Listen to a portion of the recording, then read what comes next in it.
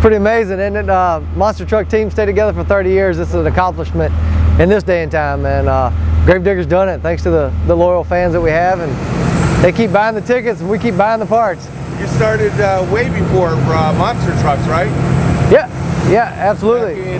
Back in 82, yeah. Back in 1982, Dennis Anderson started actually mud racing with Gravedigger, and then it just kind of escalated, crushing some cars, and from there it went crazy. Right, it was a mud bogger, right? Yes, yep. And how did it evolve? I mean, was it anywhere near this size?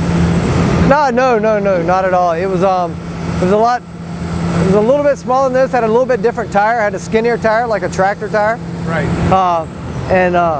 The truck was nowhere near as sophisticated as this one is. You know, it's just an old chassis, small block Chevrolet. Wasn't much to it. He just put a bunch of junk together, basically. So did you meet up with Tim Allen from Home Improvement, or? Yeah. I don't know. What made you think about making it? I don't know. You know what went through Dennis's mind, but you know, he just kept getting sponsors and things like that to help him out, buy a few parts, buy another few parts here and there, and eventually put together a good truck that competed at all the events. And then he came up with a paint job that's similar to the one we have on the truck today, that really just kind of drew in the fans.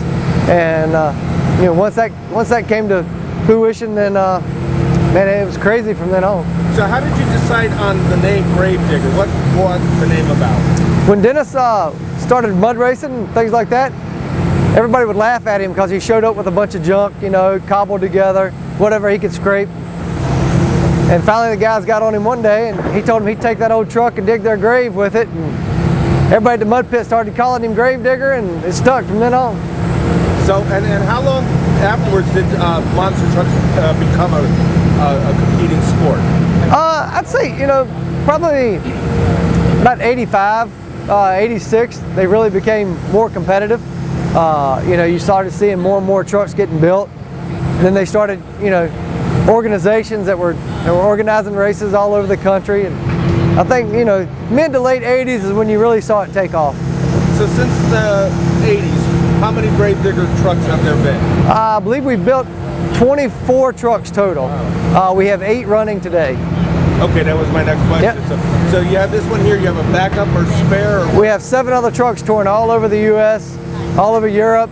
We go to, you know, Canada, South America. We're pretty much all over the globe now. Okay, and yep. Where are you based out of? North Carolina, right near the Outer Banks of North Carolina. Okay. What's it cost to maintain a vehicle like this? To maintain one, it could run as upwards of, you know, $2 million a year just to maintain it. Yeah. So like the tires, I heard you saying something about the price tag on them. Right. How big are these tires, and where do you get them? We get them from all, you know, the main place we get them from now, there's a company making them out of China that produces a monster truck tire for us. We actually just ordered a new style tire from the Ukraine. They got a different, with a Kevlar lining in it. So it tends to hold up a lot better when it gets cut and stuff like that.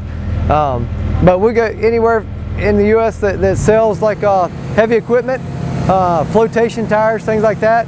We'll use those too. How much a tire?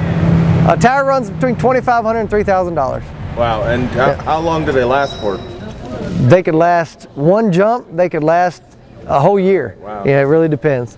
Okay, and what would you like to say to your fans out there? Oh man, thank you so much for 30 years of support, and with you guys sticking behind us, we'll have another 30 great ones.